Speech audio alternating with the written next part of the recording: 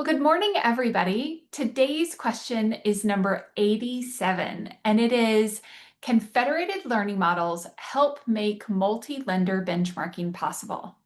All right, before you go anywhere, because this is totally in the weeds and you think this might not apply to you, I'm going to help you to know how this helps your organization. And you're going to learn what federated learning actually means by the end of this video. Just give me a few minutes. I promise it's going to be great. All right, so when we think about benchmarking, we traditionally think about an opportunity for our organization to compare our local data with things that are happening in the industry, right? And we normally put that into context like operational or productivity metrics, for example, or cost of origination, for example. I want us to kind of take that same hat that we would traditionally use for that particular type of benchmarking, and then we're going to assume we're the technology. And so we're going to put this into AI context just for a moment. All right, so let's dig into what federated learning actually means, and then we're going to circle back around to this because I promise it'll make sense.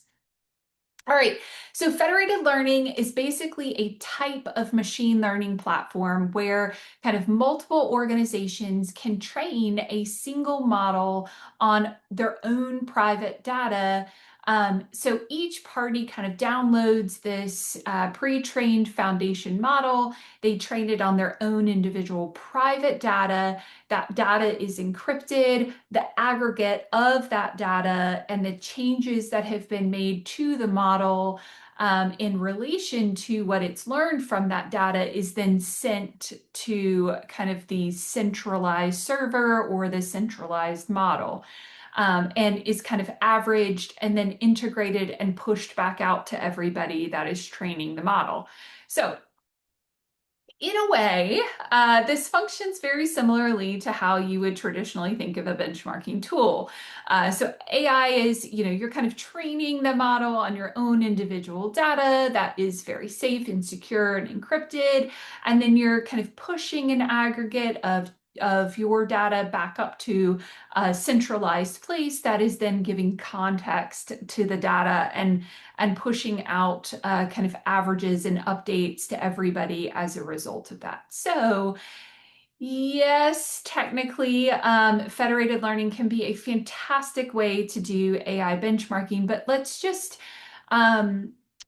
put this into a little bit more of a context of a use case.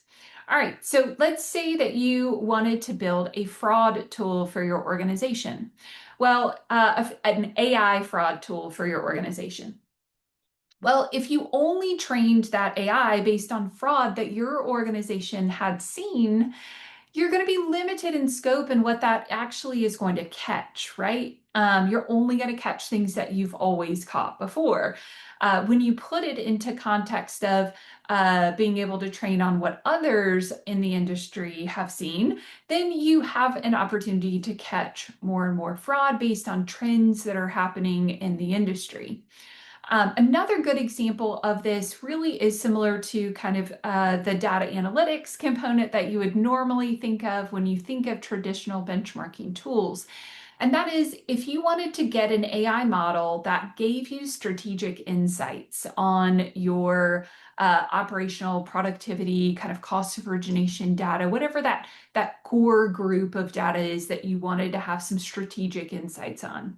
If you had a group of others that also wanted to have strategic insights into that same data, then you could kind of train the model together so that you're still keeping your data local and private and encrypted, but the strategic insights that the model is being trained on can improve based on how others' data is showing up.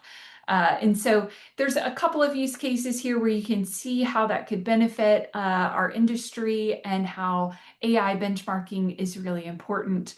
All right, hope each one of you can explain what federated learning is after this. I hope this was valuable to you guys. If so, I'm going to see you right back here tomorrow for question number 86.